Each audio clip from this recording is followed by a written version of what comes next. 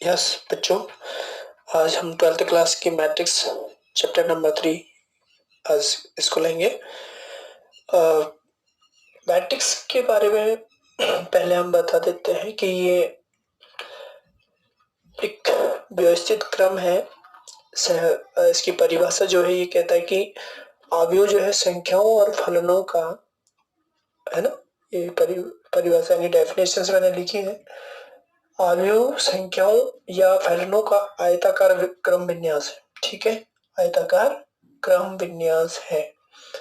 अर्थात अवयव का मतलब होता है ये व्यू व्यू यानी अरेंज करना। आयताकार रूप, आयता से यानी रेक्टेंगुलर, रेक्टेंगुलर में इसको अरेंज कैसे करते हैं संख्याओं और फलनों को, यानी नंबर्स एंड फंक्शंस को। तो ये एक व्यवस्था है इस तरह की जो मैथमेटिक्स में बहुत सारे प्रॉब्लम्स को इजीली जो है सॉल्व करने में हमारे लिए महत्वपूर्ण है। इसमें इसके द्वारा हम फिजिक्स, केमिस्ट्री, अर्थमेटिक्स, है ना, इकोनॉमिक्स है, इस तरह से। और मैथमेटिक्स में तो इसका यूज जो है लीनियर इक्वेशंस को आसानी से सॉल्व करने में किया जा सकता है, यानी युगपत समीकरण जो आपने पढ़े हैं ना।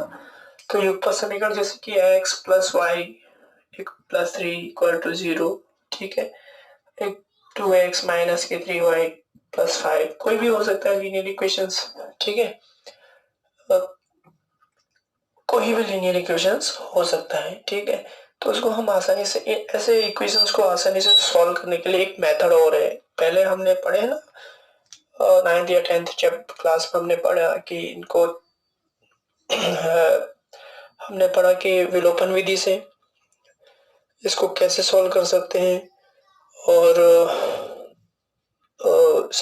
प्रतिस्थापन विधि, सब्स्टिट्यूट मेथड, है ना, और पासगुण विधि, cross multiply method and graphically method, यानी ग्राफ विधि से हम इनको सॉल्व करने की हमने विधि पढ़ी एक। और उसके द्वारा इसके अलावा भी एक विधि हम इस मैट्रिक्स के द्वारा इनको बहुत ही आसानी से सॉल्व कर सकते हैं, ठीक है।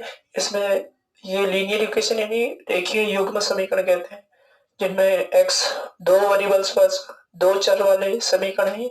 दो की जगह तीन चर भी हो सकते हैं, x plus y plus z भी आ सकता है। तो इस तरह के समीकरणों को हल करने जेड, तो दो से ज्यादा चर वाले समीकरणों को भी हम इसके द्वारा आसानी से हल कर सकते हैं, ठीक है। तो इसका उपयोग इस तरह से हम किस तरह से करेंगे आगे हम पढ़ते जाएंगे, लेकिन उसके लिए कुछ नियम बने हैं, कुछ गुणधर्म है, कुछ उनके प्रकाश है अवयवों के, उन अवयवों के गुणधर्मों को यानी प्रॉपर्टीज को हम पढ़ेंगे, समझेंगे, ठीक है। तो अवयव होता क्या है?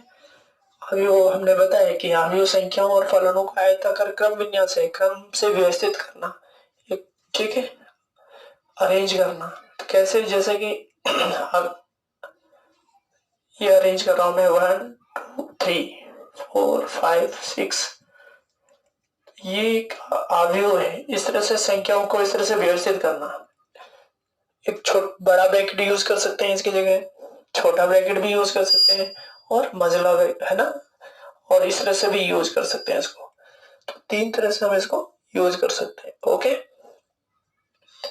तो ये अवयव को व्यवस्थित करने की एक तरीका है।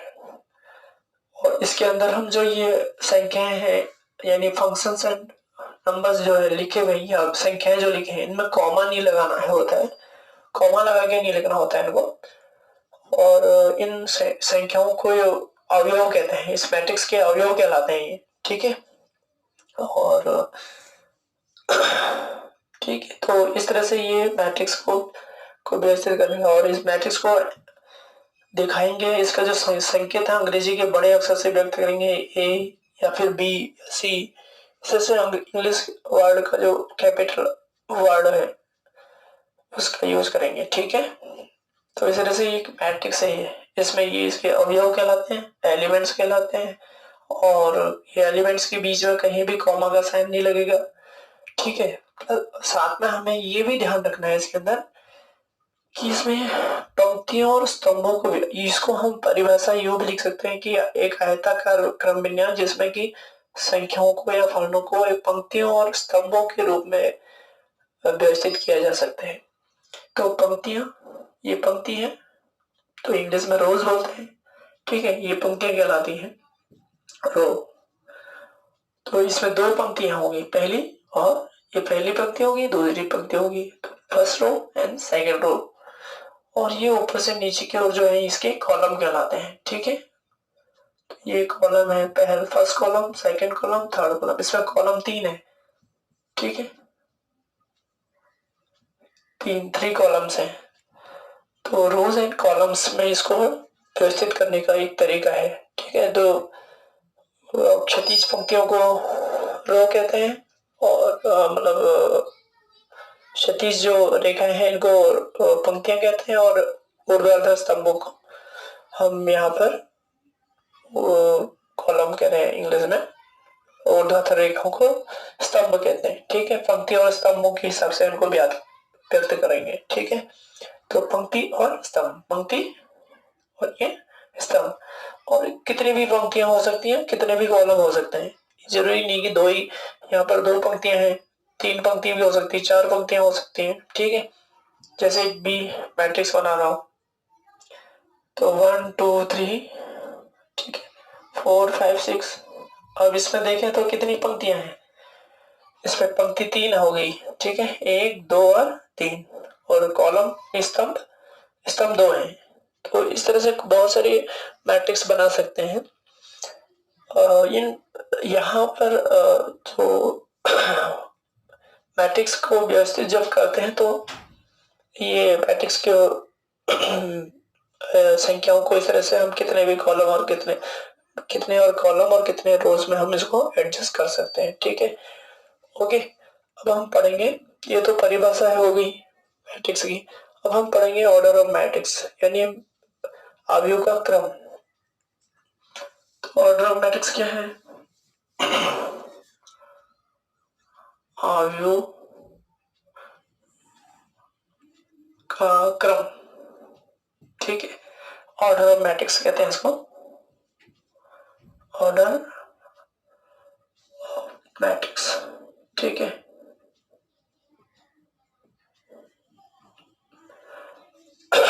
ऑर्डर ऑफ मैट्रिक्स, तो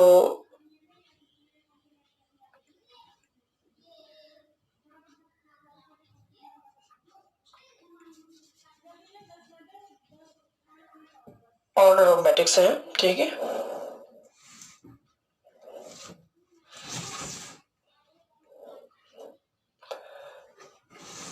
ऑर्डर ऑफ मैट्रिक्स में क्या है कि ये जैसे मैट्रिक्स है अपना, दो मैट्रिक्स मैंने दिखा रखे हैं, ए और बी, ठीक है। इस मैट्रिक्स का जो ऑर्डर क्या है, क्रम क्या है, किस क्रम का मैट्रिक्स है ये, तो हम इसको दिखाने के लिए यहाँ पर इसको संकेत के रूप में दिखाते हैं। तो m into n, m into n के रूप में दिखाएंगे ना, m इंटू एन कह दो, m क्रॉस n कह दो, ठीक है, एक ही बात है, m क्रॉस n भी कह सकते हैं इसको, m इंटू एन भी कह सकते हैं। यहाँ पर जो m है ये पंक्तियों की संख्या को व्यक्त कर रहा है कि कितनी पंक्तियां हैं इसके अंदर, जैसे दो पंक्तियां हैं, पहली और दूसरी, तो 2, और स्तंभ कितने हैं इसमें, स्तंभ इसमें 3 है, 1 2 3 कॉलम, तो 3, तो ये हमारा इसके क्रम हो गया। इस आव्यूह का क्रम कह दो, कोटि भी कह सकते हैं इसको, तो इस आव्यूह की कोटि या क्रम कहलाता है, ठीक है। और इस हमेशा इसको नीचे लिखा जाता है यहाँ पर, ओके। ये किस क्रम का मैट्रिक्स हो गया, इसमें पंक्तियों की संख्या कितनी है, देखो 3 है, ठीक है, 3, और स्तंभों की संख्या कितनी है, 2 है। तो ये 2 3 क्रॉस 2 क्रम का मैट्रिक्स कहलाएगा, ओके। इस तरह से आपको जितने भी पंक्तियां या स्तंभ है उसमें पंक्तियों की संख्या और स्तंभों की संख्या को के हिसाब से वो मैट्रिक्स कहलाएगा, उस क्रम का मैट्रिक्स कहलाएगा। तो ये जो मैट्रिक्स है इसका क्रम है 2 क्रॉस 3, और बी मैट्रिक्स है इसका क्रम है 3 क्रॉस 2, ओके। इस तरह से हम बहुत सारे मैट्रिक्स दिखा सकते हैं।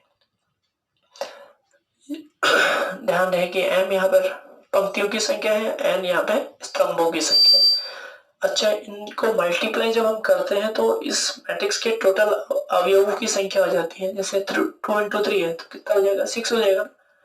तो 6 इसके एलिमेंट्स हैं होंगे इसमें, 1 2 3 4 5 6 एलिमेंट्स है। इसको भी मल्टीप्लाई कर लो, 6 आ रहे हैं, तो इसमें भी 6 एलिमेंट्स हैं। तो इनको मल्टीप्लाई करने से टोटल एलिमेंट्स पता चल जाते हैं हमें, ठीक है। तो ये भी आपको ध्यान रखना है। लेकिन आपको जब आव्यूह का क्रम पूछ रहा है तो आपको 3x2 लिखोगे, इसमें 2x3 लिखोगे, ये 6 नहीं लिखोगे, ठीक है। ये एक मैट्रिक्स है, हमने एक मैट्रिक्स दिखाया है ना, ये जनरल मैट्रिक्स है। मैट्रिक्स का हमें आव्यूह का क्रम, ऑर्डर ऑफ मैट्रिक्स को बताने के लिए ये हमारा एक एग्जांपल दे रहा हूं मैं।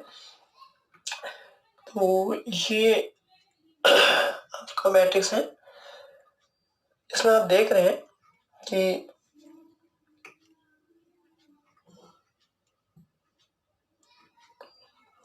यहाँ पर ये एलिमेंट्स है, फर्स्ट एलिमेंट्स है, इसका ये 1 1 लिख रखा है। 1 1 क्यों लिख रखा है, क्योंकि ये पहले कॉलम और पहले रोज में है, फर्स्ट कॉलम और फर्स्ट रोज में है, ठीक है।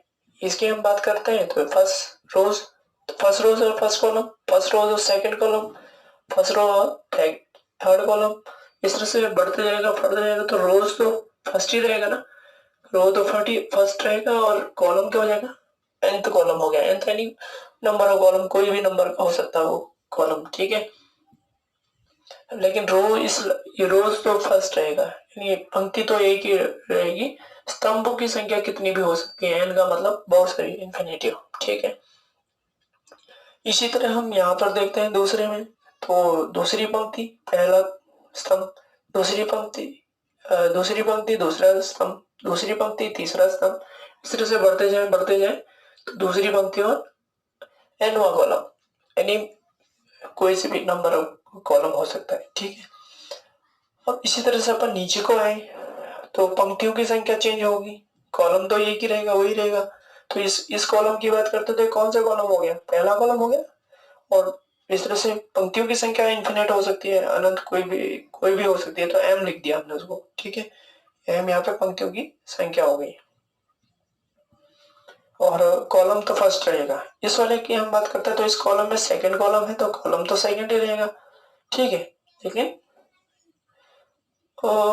पंक्ति चेंज होगी, कोई से भी कॉलम होता है, हमने m मान लिया उसको। इस तरह से इधर भी, इसी तरह इधर भी। तो ये एक ऑर्डर ऑफ मैट्रिक्स को हम बता रहे हैं कि इस मैट्रिक्स का जो ऑर्डर हो गया वो m इंटू n हो गया, m इंटू n, ठीक है। दिख रहा है, m और n क्रम का मैट्रिक्स हो गया ये। इस तरह से नंबर, उसमें तो हमने बताया था ना, दो इससे पहले हमने जो एग्जांपल दिया था उसमें तो फिक्स हमारे एलिमेंट्स थे, तो एलिमेंट के हिसाब से हमने उतनी पंक्ति उतने स्तंभ बता दिए। लेकिन अब यहाँ पर कितने भी कॉलम हो सकते हैं और कितनी भी पंक्तियां हो सकती हैं, इसलिए इसको इस ब्रैकेट के बाहर लिखेंगे m इंटू एन, यानी m क्रॉस n का ये जो है इस क्रम का आव्यूह कहलाएगा, ठीक है। ओके, तो ये हमारा, अब हम बात करते हैं इसमें थोड़ा सा कि जैसे कि यहाँ पर आप देख रहे हैं, इधर को हम बढ़ रहे हैं, एक पंक्ति में जब हम आगे की ओर बढ़ रहे हैं तो पंक्तियों की संख्या तो चेंज हो नहीं रही है, स्तंभों की संख्या चेंज हो रही है, ठीक है। तो यहाँ पर n से एक, अगर हम थोड़ी एक संख्या कम लेते हैं, मान लो यहाँ पर 1j, तो इस j यहाँ पर एक स्तंभ की संख्या है जो कि n से कम है, ठीक है, लेस देन कह सकते हैं, ठीक है, j, और पंक्ति तो पहले ही रहेगी। इस तरह से यहाँ पर अगर हम बात करते हैं तो पंक्ति तो सेकंड रहेगी, दूसरी पंक्ति रहेगी, लेकिन कॉलम कौन सा है, कॉलम j मान लेते हैं यहाँ पे भी। इस तरह से ये n से छोटी संख्या कोई भी हो सकती है j यहाँ पे। इस तरह से नीचे की ओर आते जाए, यहाँ पर भी देखें इसी तरह, तो ऊपर से नीचे की ओर जब हम आते हैं, ठीक है, ऊपर से नीचे की ओर जब हम आते हैं, ऊपर से नीचे की ओर आ रहे हैं ना, तो ऊपर से नीचे ओर आ रहे हैं तो अब यहाँ पे स्तंभों की संख्या तो सेम ही रहेगी, लेकिन पंक्तियों की संख्या मान लेते हैं यहाँ पर i, ये आई और जे की जगह क्या हो गया, कॉलम, कॉलम तो एक है यहाँ पे। तो इसी तरह यहाँ पर हम बात करते हैं, यहाँ पर आई जो है एम से कम एक कोई छोटी नंबर से छोटी संख्या है, ठीक है। इधर भी अगर हम बात करते हैं तो इसमें क्या है, पंक्तियों की संख्या चेंज हो रही है तो आई मान लिया, और इससे ये दूसरे कॉलम का है। इसी तरह यहाँ पर हम बात करते हैं तो पंक्तियों की संख्या तो आई है और कॉलम जो है तीसरा है यहाँ पर। इस तरह से हम इधर को आए डॉट डॉट डॉट करते जाए, इसमें डॉट डॉट करते जाए तो ये आई और जे कहलाएगा, ठीक है, आई और जे। इस तरह से यहाँ पर आई और एन और डॉट डॉट डॉट, और इधर आए तो आई कोई भी पंक्ति हो सकती है, और ठीक है, मतलब ये तो एम है ही, ठीक है, एन पंक्ति और कॉलम यहाँ पर कौन सा है, जे, ठीक है। तो इस तरह से हम देख रहे हैं कि ये dot dot dot sorry m n, ठीक है, और बाहर है एम,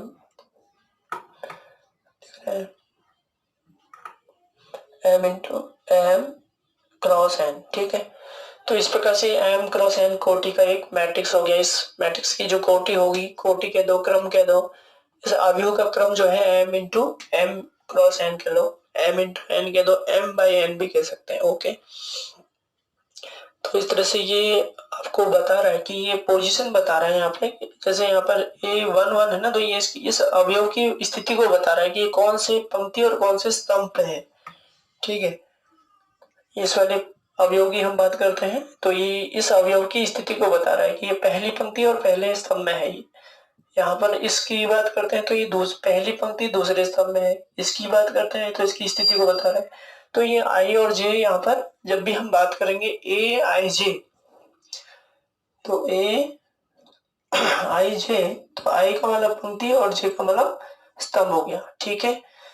और इस पूरे को संक्षिप्त में, पूरे मैट्रिक्स को संक्षिप्त में हम इसको ऐसे लिख सकते हैं, ठीक है, एम क्रॉस एन ए बराबर, यानी आई की जगह वन पुट कर दो और जे की जगह वन पुट कर दो तो ये आ जाएगा, ठीक है, एक दो ये आ गया, एक तीन तो ये आ गया। तो आई जो है पंक्तियों की संख्या है और जे यहाँ पे स्तंभों की संख्या है, और ये किस क्रम का मैट्रिक्स है, वो उसका क्रम एम और एन है, ठीक है। इसमें एम पंक्ति, टोटल एम पंक्ति और एन स्तंभ है, और यहाँ पर आई और जे कौन सी, वो पोजीशन ऑफ एलिमेंट्स को बता रहा है कि अवयव की स्थिति को बता रहा है कि कौन सी पंक्ति कौन से स्तंभ पर है, ठीक है। तो ये क्लियर हो गया आपको, ओके। अब हम बात करते हैं टाइप ऑफ मैट्रिक्स। अच्छा, यहाँ पर मैं ये बताना चाहूंगा कि जो आई की जो वैल्यू होगी वो 0 से ग्रेटर होगी और लेस या इक्वल होगी, और छोटी होगी एन एम से या फिर इक्वल होगी एम के, ठीक है, ये आपको ध्यान रखना होगा। और एंड तथा इसी तरह फिर एम, हम जे की बात करते हैं तो जे की जो वैल्यू होगी वो क्या होगी, वो भी 0 से ग्रेटर होगी या इक्वल होगी, greater and equals 0 and less and equal n, ठीक है, ये आपको और ध्यान रखना। और जहां पर कि एम और एन क्या है, प्राकृत संख्या है, नेचुरल नंबर है, ठीक है, एलिमेंट ऑफ नेचुरल नंबर्स, ये नेचुरल नंबर के एलिमेंट्स कहलाते हैं, कोई भी संख्या हो सकती है एम और एन, ठीक है। आई यहाँ पर आई का जो मान है वो एम से छोटा या बराबर हो, एम के बराबर भी हो सकता है, छोटा भी हो सकता है, लेकिन आई का मान 0 से बड़ा होगा पर, ठीक है, और एक के बराबर हो सकता है, 0 के बराबर भी हो सकता है, ठीक है। इसी तरह ये भी है, ठीक है। तो ये आपको क्लियर हो गया। तो आपको पता होना चाहिए, ये पोजीशन बता रहा है, स्थिति को बता रहा है एलिमेंट्स की, कौन से पोजीशन, मान लो यहाँ पर कोई अवयव यहाँ पर हम लिखते हैं 30, 3, 5, ठीक है। तो ये ये इसका मतलब क्या हुआ? इसका मतलब हुआ कि ये जो अवयव है, ये अवयव है वो कौन से पंक्ति में है? तीसरी पंक्ति और पांचवें स्तंभ में है, ठीक है। तो ये फट से आपको क्लियर हो जाता है कि पहली पंक्ति, तो आई की जगह क्या है? पंक्ति आ गया ना। आई क्या हो गया? आई पंक्ति हो गया और जे स्तंभ हो गया। तो तीसरी पंक्ति और आपको कभी भी कोई एलिमेंट के बारे में पूछ रहे कि ये कौन सी पंक्ति में है, तो आपको फट से बताओ पहली तीसरी पंक्ति में है, कौन से स्तंभ में है? पांचवें स्तंभ में है। या इसकी स्थिति बताओ तो ये तीसरी पंक्ति और पांचवें स्तंभ में है। तो इस तरह से आपको फट से क्लियर हो जाना चाहिए, ठीक है। ऑर्डर किस क्रम का है, किस क्रम का है वो ऑर्डर आपको पता चल जाएगा। इतनी पंक्तियां इतने स्तंभ है तो एम और एन आपको वो क्रम का पता चल रहा है। तो ऑर्डर ऑफ मैट्रिक्स क्लियर हो गया। अब हम आव्यूह के टाइप्स की बात करते हैं, ठीक है, यानी आव्यूह के प्रकार। तो वैसे तो यहाँ पर आपके बुक्स में 9 टाइप्स हैं, ठीक है। इन 9 टाइप्स की हम बात करते हैं। सबसे पहले पंक्ति आव्यूह, रो, ये बोर्ड पे लिखे हुए आपकी बुक्स में है। पंक्ति आव्यूह जिसे रो मैट्रिक्स कहते हैं, ठीक है। स्तंभ आव्यूह, कॉलम मैट्रिक्स, वर्ग आव्यूह, स्क्वायर मैट्रिक्स, शून्य आव्यूह यानी जीरो मैट्रिक्स, विकर्ण आव्यूह, डायगोनल मैट्रिक्स, इकाई आव्यूह, यूनिट मैट्रिक्स, अदिश आव्यूह, स्केलर मैट्रिक्स, त्रिभुजाकार आव्यूह, ट्रायंगुलर मैट्रिक्स। ये 2 टाइप्स के होते हैं, अपर एंड लोअर, ठीक है, ऊपरी और निम्न निम्न त्रिभुजाकार मैट्रिक्स। और एक है इक्वल मैट्रिक्स, ठीक है, यानी समान आव्यूह। तो इस प्रकार से ये हम इनके बारे में एग्जांपल के साथ समझेंगे इनको, ठीक है। अभी हम सबसे पहले क्या है हमारे पास? अभी हमारे पास सबसे पहले है पंक्ति आव्यूह, ठीक है। तो पंक्ति आव्यूह नाम से ये सारे जितने भी मैट्रिक्स हैं आपको नाम से ही क्लियर हो जाने चाहिए। एग्जांपल भी आपको एग्जांपल से थोड़े और क्लियर हो जाएंगे, ठीक है। आव्यूह, पंक्ति आव्यूह क्या होता है? पंक्ति नाम से पता चल रहा है जिसमें एक ही पंक्ति हो। स्तंभों की संख्या कितनी भी हो सकती है। जैसे कि एग्जांपल के लिए एक आव्यूह है ए, जिसमें 1 2 1 2 3, ठीक है, 4। तो एक ही आव्यूह है। इसमें आप देख सकते हैं कि पंक्ति तो एक ही है और स्तंभ की संख्या यहाँ पर कितनी है? 1 2 3 4, 4 स्तंभ है ना, 1 2 3 4। तो इस किस क्रम का इसका इस आव्यूह का क्रम क्या हो गया? 1 क्रॉस 4। और ये क्रम वैसे तो हम जब एग्जाम्पल या क्वेश्चंस करेंगे तो हम ये क्रम लिखना जरूरी नहीं है, क्योंकि हमें देखने से पता चल रहा है कि किस क्रम का मैट्रिक्स है। ये लिखना कंपलसरी नहीं होता है क्वेश्चंस में, लेकिन किन्हीं किन्हीं क्वेश्चन में हमें कंपलसरी होता भी है, ठीक है, इसलिए लिख भी सकते हैं। तो अभी तो हमें एग्जाम्पल देकर समझा रहे हैं। तो ये 1 into 4 यानी 1 क्रॉस 4 क्रम का मैट्रिक्स है। तो इसमें पंक्ति 1 है, स्तंभ 4 है, ठीक है। इस तरह से हम दूसरा मैट्रिक्स बताएं, B A A B C, ठीक है। इसका क्या क्रम है? 1 क्रॉस 3, 1 क्रॉस 3 का मैट्रिक्स है। तो अगर आप देख रहे हैं तो ये पंक्ति आव्यूह कहलाता है। तो पंक्ति का मतलब जिसमें पंक्ति एक ही हो, स्तंभ की संख्या कितनी भी हो सकती है। क्लियर हो गया? ज्यादा एक्सप्लेन करने की जरूरत है नहीं। अब हम सेकंड नंबर का बढ़ते हैं, यानी रो मैट्रिक्स हो गया। रो ओनली 1 हो और कॉलम कितने भी हो सकते हैं, ठीक है। इसमें तो रो मैट्रिक्स में रो ओनली 1 हो, कॉलम्स कितने भी हो सकते हैं। उसके बाद हमारे पास आएगा स्तंभ मैट्रिक्स यानी कॉलम मैट्रिक्स।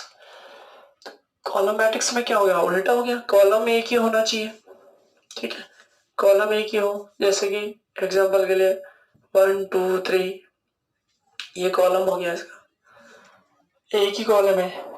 और रूल होता है कि स्तंभों की संख्या तो एक ही हो, पंक्तियों की संख्या कितनी भी हो सकती है, ठीक है, तो ये जो अवयव बनाया हमने, ये किस क्रम का अवयव है? 3x1 का। 3x1 का मतलब पंक्ति तो 3 है और स्तंभ एक ही हो। तो ऐसे अवयव जिनमें पंक्ति की संख्या कितनी भी हो, लेकिन स्तंभ तो एक ही होना चाहिए। ठीक है, दूसरा अवयव बनाए तो दूसरा अवयव है ए बी, ठीक है, C D.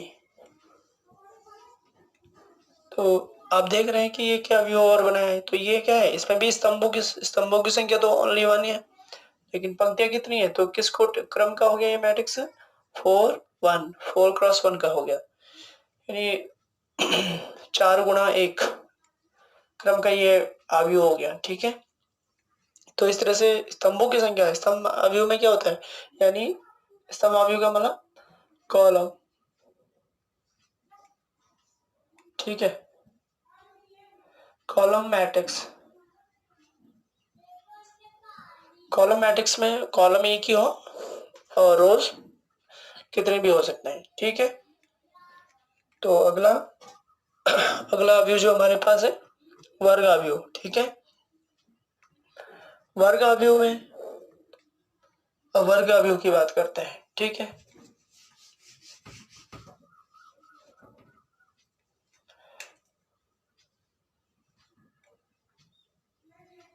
Square matrix. Square matrix में क्या है कि एग्जाम्पल, जैसे कि एग्जाम्पल के लिए जितने कॉलम्स हैं, जितने रोज होंगे उतने ही कॉलम्स होंगे। तो कॉलम्स और rows, number of rows and number of columns equal होंगे। ठीक है, यानी जितने पंक्तियों की संख्या होगी उतनी ही स्तंभों की संख्या होगी। तो यहाँ पर हम जैसे 1 2 3 है ना, 4 5 6 7 8 9 एक मैट्रिक्स है। अब देख सकते हैं इसमें कितनी पंक्तियां हैं, पंक्तियों की संख्या भी 3 है और कॉलम्स की संख्या भी 3 है। तो नंबर ऑफ कॉलम्स और नंबर ऑफ रो इक्वल है, तो इसलिए हम इसको स्क्वायर मैट्रिक्स कहेंगे। तो ये एम का स्क्वायर कह दो या एन का स्क्वायर कह दो। ठीक है, यू भी लिख सकते हैं यहाँ पे, क्योंकि एम और एन इक्वल हो गया ना, तो एन का स्क्वायर यू भी लिख सकते हैं। तो यानी 3/3, वैसे तो 3 × 3 का स्क्वायर हो गया ना।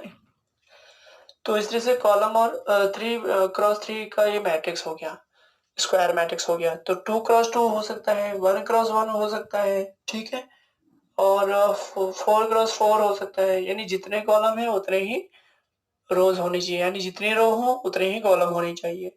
तो हम कहेंगे इसको स्क्वायर मैट्रिक्स।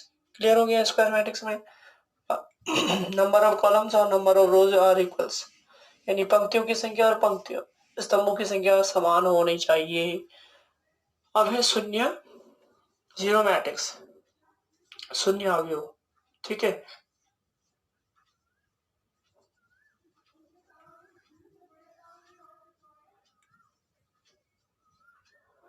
जीरो मैट्रिक्स, यानी इसको नल मैट्रिक्स भी कह सकते हैं इंग्लिश में।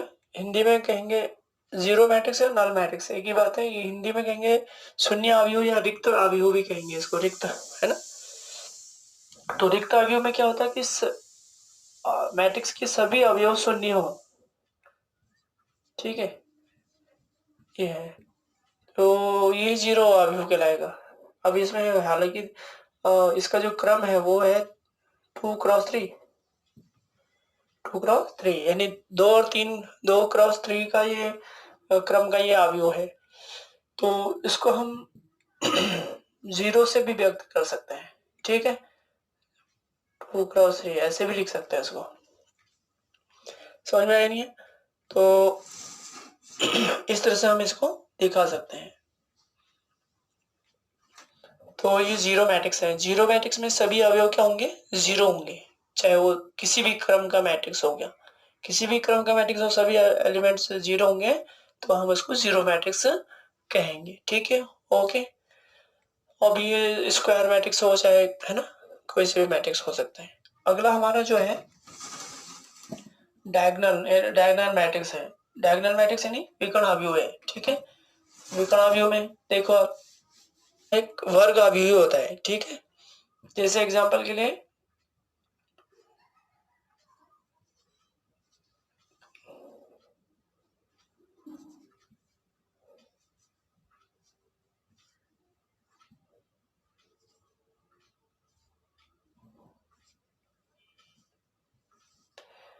एक विकर्ण अवयव है, ठीक है। तो विकर्ण अवयव एक वर्ग अवयव ही होता है। विकर्ण अवयव में क्या होता है कि पंक्ति और स्तंभों की संख्या तो समान ही होती है, लेकिन अग्र विकर्ण, ये अग्र विकर्ण कहलाता है। आपको दिख रहा है ये विकर्ण है ना, आयत जैसे आयत होता है ना, तो आयत में विकर्ण क्या कहलाता है, ये विकर्ण, एक विकर्ण होता है, दूसरा विकर्ण होता है, दो विकर्ण होते हैं ना, तो इसको अग्र विकर्ण बोलते हैं, ये वाले को। तो अग्र विकर्ण में जो है अवयव के अलावा बाकी जो है अवयव शून्य होने चाहिए। यानी अग्र विकर्ण पर जितने भी अवयव अवयव कोई भी अवयव हो सकता है, लेकिन बाकी अवयव अग्र विकर्ण के अलावा जितने भी अवयव हैं वो शून्य होने चाहिए, तो इसको बोलते हैं विकर्ण अवयव। समझ में नहीं है। और ये विकर्ण अवयव एक तरह से एक वर्ग अवयव ही होता है, क्योंकि वर्ग अवयव में पंक्तियों की संख्या और स्तंभों की संख्या समान है। तो इसका क्रम क्या है इस विकर्ण का, इस अवयव का, 3x3। 3x3 का ये वर्ग अवयव, एक वर्ग अवयव भी है और एक विकर्ण अवयव है। विकर्ण अवयव, विकर्ण पर जो अवयव है वो उनको छोड़कर बाकी एलिमेंट्स, जितने भी एलिमेंट्स है वो जीरो होनी चाहिए, ठीक है। इस तरह से और भी बना सकते हैं खूब सारे, ठीक है। और 5 टू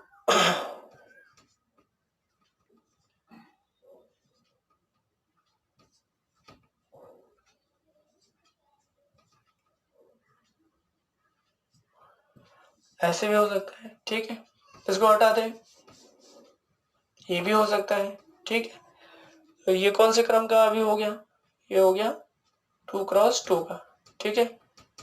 ये इस 2x2 का है ना, ये एक विकर्ण अवयव हो गया। तो विकर्ण को छोड़कर सभी क्या हो गए, अग्र विकर्ण को छोड़कर जितने भी अवयव हैं वो शून्य होने चाहिए, ठीक है। क्लियर हो गया। अगला हम पढ़ेंगे यूनिट मैट्रिक्स। तो ये डायगोनल मैट्रिक्स हो गया। डायगोनल में जितने भी एलिमेंट्स हैं उनको छोड़कर बाकी सब क्या होने चाहिए, जीरो होने चाहिए एलिमेंट्स। तो ये डायगोनल मैट्रिक्स कहलाएगा। अब हम बात करते हैं इकाई, यानी इकाई अवयव।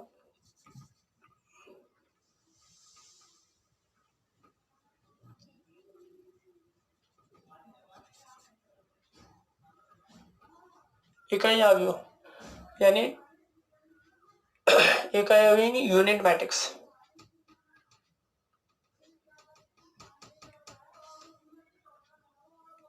यूनिट मैट्रिक्स, यूनिट मैट्रिक्स में क्या होता है कि ये भी यूनिट मैट्रिक्स यानी इकाई मैट्रिक्स जो होता है वो, ये भी एक विकर्ण अवयव ही होता है और वर्ग अवयव ही होता है। वर्ग मतलब पंक्तियों की संख्या स्तंभों की संख्या समान हो, और विकर्ण अवयव यानी डायगोनल मैट्रिक्स, यानी डायगोनल पर अवयव होने चाहिए, बाकी जीरो होने चाहिए। लेकिन जो डायगोनल पर अवयव एलिमेंट्स हैं वो यहाँ पे इकाई अवयव का मतलब यूनिट का मतलब वन, एक के अलावा कोई भी अवयव ना हो, केवल एक ही हो, यानी वन हो, वन के अलावा कोई भी डिजिट नहीं होनी चाहिए। तो जो भी अवयव होगा वो वन होगा, तो इसको इकाई मैट्रिक्स, इकाई का मतलब वन, ठीक है। इकाई का मतलब वन, तो इसको इकाई मैट्रिक्स कहेंगे। समझ में आई नहीं। तो अग्र विकर्ण पर जो अवयव है वो एक ही होने चाहिए, एक वन, ओनली वन होना चाहिए, इसके अलावा कोई भी। लेकिन ये विकर्ण अवयव भी है, क्योंकि विकर्ण में को छोड़कर बाकी अवयव शून्य है। इकाई मैट्रिक्स में भी विकर्ण पर जो अग्र विकर्ण पर जो अवयव है वो एक ही होना चाहिए, बाकी ये जीरो होने चाहिए। तो इसको हम डायगोनल मैट्रिक्स यानी विकर्ण मैट्रिक्स भी कह सकते हैं, ठीक है। और स्क्वायर मैट्रिक्स भी कह सकते हैं। ओके, तो ये क्लियर हो गया। अगर हम इसको निकाल के इसको ऐसे करें तो भी ये क्या है, इकाई मैट्रिक्स है। लेकिन ये 2x2 का हो गया, 2x2 वाला इकाई मैट्रिक्स हो गया, और 3x3 का था इकाई मैट्रिक्स, ठीक है। तो इस तरह से हम, ये क्लियर हो गया। अब हम बात करते हैं अदिश अवयव यानी स्केलर मैट्रिक्स।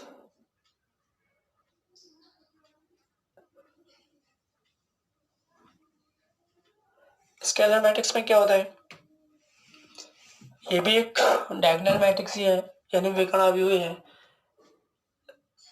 लेकिन इसके अंदर क्या होता है कि डायगोनल पे जो भी एलिमेंट्स है वो सेम होनी चाहिए, है। तो ये भी वर्ग अवयव है, वर्ग अवयव भी है और विकर्ण अवयव भी है। लेकिन इसमें विकर्ण पर, अग्र विकर्ण पर जो अवयव है वो एक के अलावा कोई भी हो सकते हैं, पर समान होनी चाहिए। 5 5 मान लो ये 5 5 है, तो अग्र विकर्ण पर, है ना। तो ये हम कह सकते हैं अदिश अवयव कहलाते हैं। अदिश अवयव में अग्र विकर्ण पर जो भी अवयव होंगे वो समान होने चाहिए, बाकी जीरो होने चाहिए। ठीक है, बाकी एलिमेंट्स सारे जीरो होने चाहिए। अब यहाँ पर एक दो पांच पांच की जगह एक एक कर दो तो इकाई मैट्रिक्स भी हो जाएगा और अदिश मैट्रिक्स भी हो जाएगा। वो अगर मैं एक एक लिख दूं तो इकाई मैट्रिक्स सही है। तो ये 3x3 का एक अदिश मैट्रिक्स हो गया। यहाँ पर मैं 3 3 लिख दूं, -3 लिख दूं, -3 -3 -3, सेम डिजिट होनी चाहिए विकर्ण पर, अग्र विकर्ण।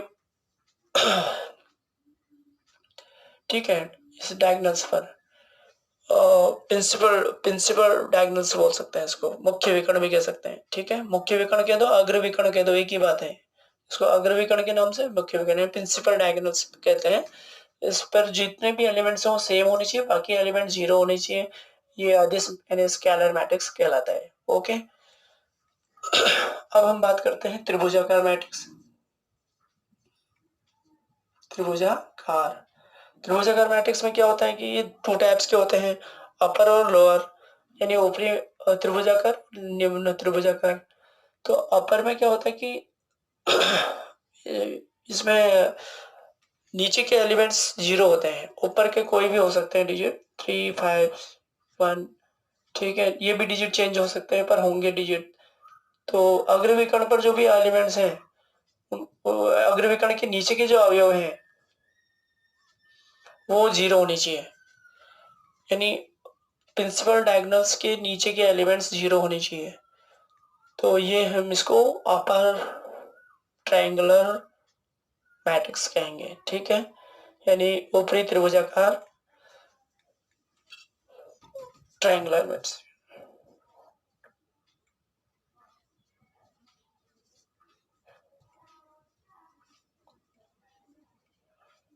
ट्रायंगुलर मैट्रिक्स, ठीक है। तो ये इसको बोलेंगे अपर ट्रायंगुलर मैट्रिक्स। इसमें प्रिंसिपल डायगोनल्स के नीचे के एलिमेंट जीरो होंगे, और लोअर में इसका अपोजिट हो जाएगा। लोअर में क्या होंगे, नीचे के डिजिट आ जाएंगे, ऊपर जीरो होंगे। तो प्रिंसिपल डायगोनल के ऊपर के जो एलिमेंट्स हैं वो जीरो होंगे, यानी मुख्य विकर्ण के ऊपर के अवयव जो है शून्य होंगे। ठीक है, तो ये हो गया आपका, कोई भी डिजिट हो सकता है, 3 -5। ठीक है, -1, माइनस की भी हो सकती है, प्लस की भी, रियल नंबर यानी कोई भी वास्तविक संख्या हो सकती है विकर्ण के अवयव। ठीक है, तो ये हो गया आपका लोअर ट्रायंगुलर मैट्रिक्स, यानी निम्न त्रिभुजाकार अवयव। ओके, अब हम बात करते हैं समान अवयव।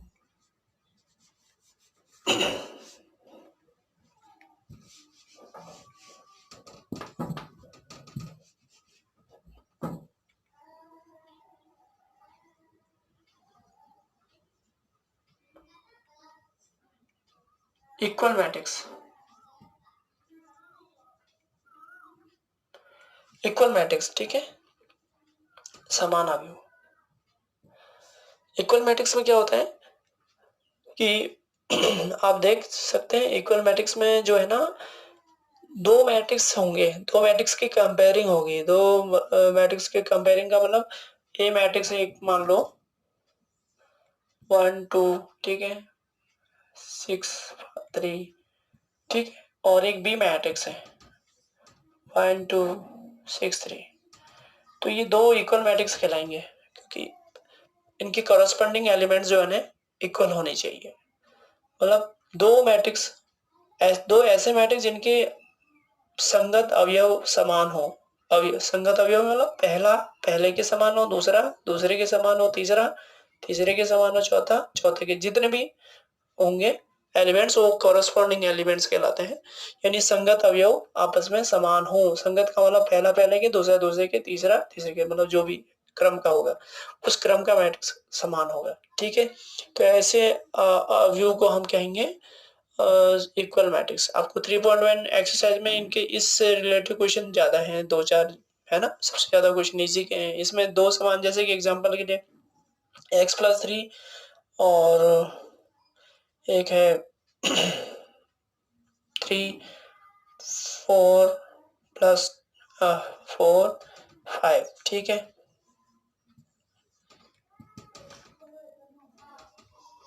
ये y माइनस के 4 और इसके इक्वल मैट्रिक्स दे दिया आपको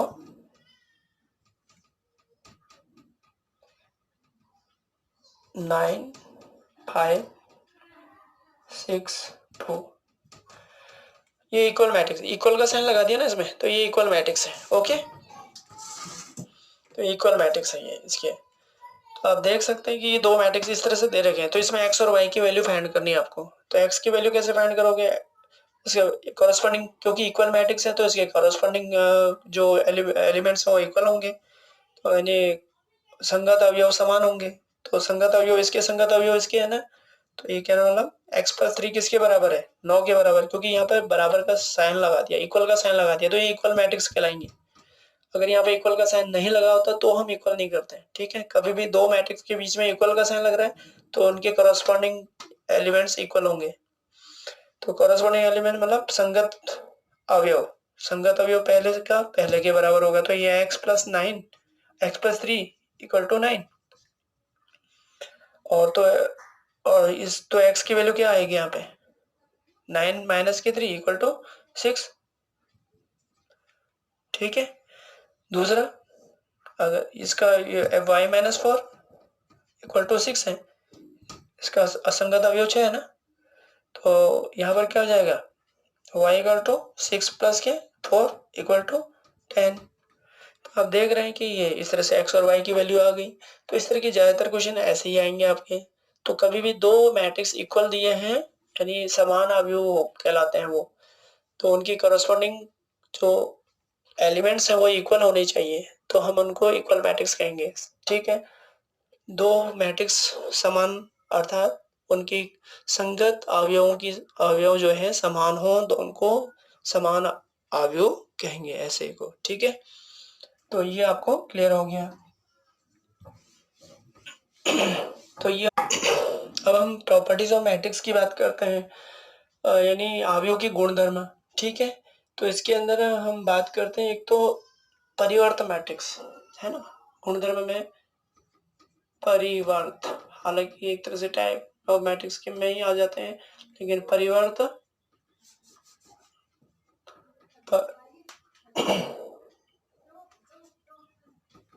अब हम बात करते हैं यहाँ पे परिवर्त, यहाँ पर हम अवयव के गुणधर्म की बात करते हैं, यानी प्रॉपर्टी ऑफ मैट्रिक्स की जब हम बात करते हैं तो अब परिवर्त मैट्रिक्स एक है, ये क्या होता है इसकी प्रॉपर्टी को हम समझे। परिवर्त अवयव हिंदी में तो परिवर्त अवयव बोलो चाहे मैट्रिक्स बोलो, हिंदी में तो हिंदी मीडियम के लिए तो दोनों ही चल जाएगा। इंग्लिश मीडियम को हम क्या बोलेंगे, ट्रांसपोज मैट्रिक्स। ठीक है, ट्रांसपोज मैट्रिक्स।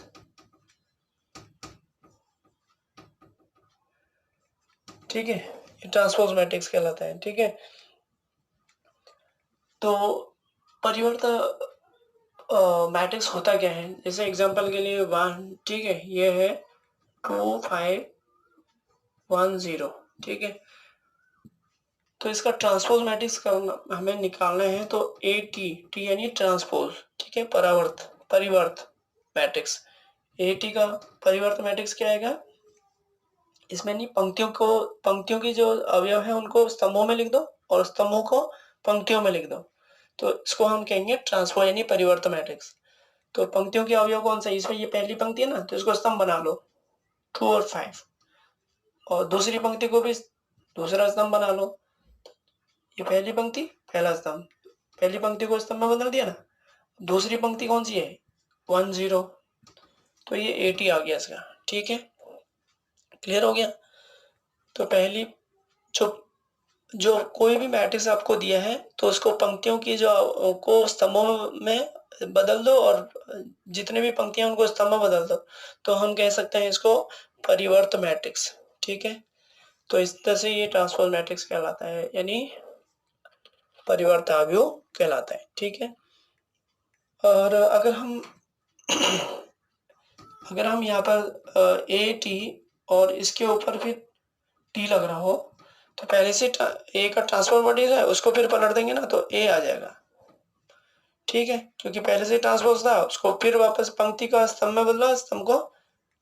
ठीक है, अगर हम इसको, अगर मैं इसके ऊपर फिर ट्रांसपोज लगा दूं, ठीक है, टी लगा दो, तो वापस इसकी पंक्ति स्तंभ में बदल जाएगी, और स्तंभ, तो ये पंक्ति है, ये स्तंभ में आ गया, दूसरी पंक्ति दूसरे स्तंभ में फिर वापस से बन गया।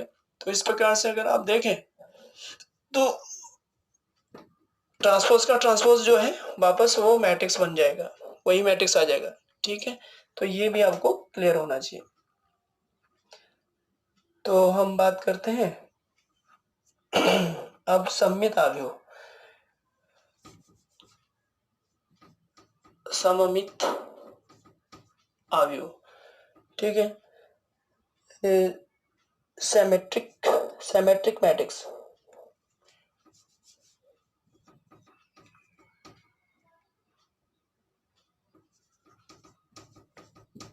सेमेट्रिक मैट्रिक्स क्या होते हैं? सममित अवयव जो होता है, एक ऐसा अवयव है जिसमें कि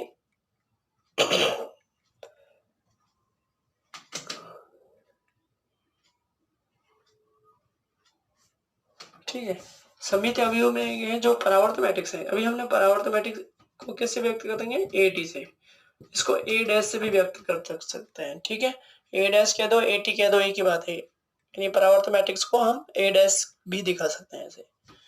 ओके, तो परावर्त मैट्रिक्स जो है, अगर किसी परावर्त मैट्रिक्स कह दो या है ना, परावर्त मैट्रिक्स का ए के बराबर हो तो हम इसको सममित अवयव कहेंगे। कहने का मतलब, जैसे एग्जांपल के लिए एक मैट्रिक्स है 2 - के 5 और -के 5 और 3। ठीक है, अब इसका परावर्त मैट्रिक्स निकाल लिया आप, तो ए टी इक्वल टू, परावर्त मैट्रिक्स निकालेंगे ना, तो परावर्त मैट्रिक्स मतलब पंक्ति को स्तंभ में बदल दो, तो पंक्ति है, पहली पंक्ति कौन सी है? फर्स्ट रो, कॉलम में चेंज कर दो तो 2 -5, और दूसरी कॉलम्स रोज को कॉलम में चेंज करो तो -के 5 3। तो अब देखेंगे कि यहाँ पर ए और ए टी सेम हो गया, इक्वल हो गया। तो ऐसे जो अवयव होते हैं उनको हम क्या कहते हैं? सिमेट्रिक मैट्रिक्स कहते हैं इंग्लिश में, हिंदी में हम बात करेंगे तो सममित अवयव कहेंगे। ओके, क्लियर हो गया? तो ये है, एक है विषम सममित अवयव। ठीक है, विषम सममित अवयव दूसरा है, ये तो सममित अवयव हो गया, एक विषम सममित अवयव। विषम विषम सममित अवयव, विषम सममित अवयव में क्या कहेंगे?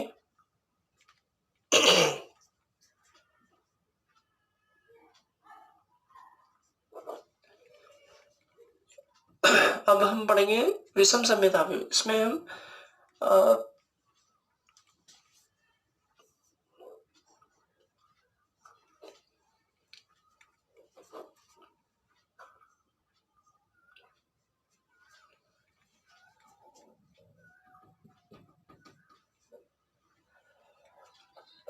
अब हम पढ़ेंगे विषम सममित अवयव। इसको हम स्क्यू सिमेट्रिक मैट्रिक्स कहेंगे।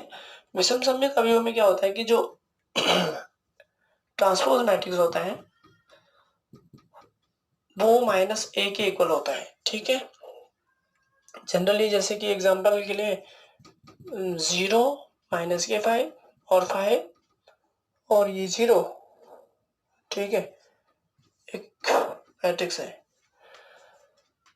तो इसको हम अगर देखें तो इसमें अगर मैं माइनस कॉमन ले लूँ, तो माइनस कॉमन लेंगे तो ये बन जाएगा 0 माइनस माइनस, ये तो माइनस बाहर आ गया तो ये प्लस हो जाएगा, और ये प्लस वाला माइनस हो जाएगा। 0 माइनस में जी होता नहीं है, तो हम इसको यू भी लिख सकते हैं। और ऐसा लिखने से क्या बन गया? ये तो ए बन गया ना।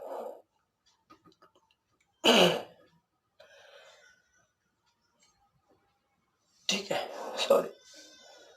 ये अब हम विषम सममित अवयव की बात करते हैं, तो स्क्यू सिमेट्रिक मैट्रिक्स की जब हम बात करते हैं तो इसमें ट्रांसपोज मैट्रिक्स उसके आव्यूह के माइनस के बराबर होगा, यानी माइनस जो आव्यूह है उसको माइनस से मल्टीप्लाई कर दोगे ना, तो ट्रांसपोज मैट्रिक्स अगर इसके इक्वल आ जाते हैं तो हम कहेंगे कि इसको विषम सममित यानी स्क्यू सिमेट्रिक मैट्रिक्स। ठीक है, तो जनरली जैसे कि है एक आव्यूह है, तो अगर हम इसका ट्रांसपोज निकालें, ठीक है, इसका ट्रांसपोज निकालेंगे तो ए टी ट्रांसपोज मैट्रिक्स यानी परिवर्त मैट्रिक्स, तो परिवर्त मैट्रिक्स में क्या जाएगा, पंक्ति स्तंभ में बदल जाती है ना, तो ये पंक्ति 0 माइनस के 5 इधर आ जाएगा और ये 5 इधर गया, 0 आ गया। ओके, अब इसमें अगर हम देखें तो ये क्या हो गया, इसमें हम माइनस कॉमन ले सकते हैं।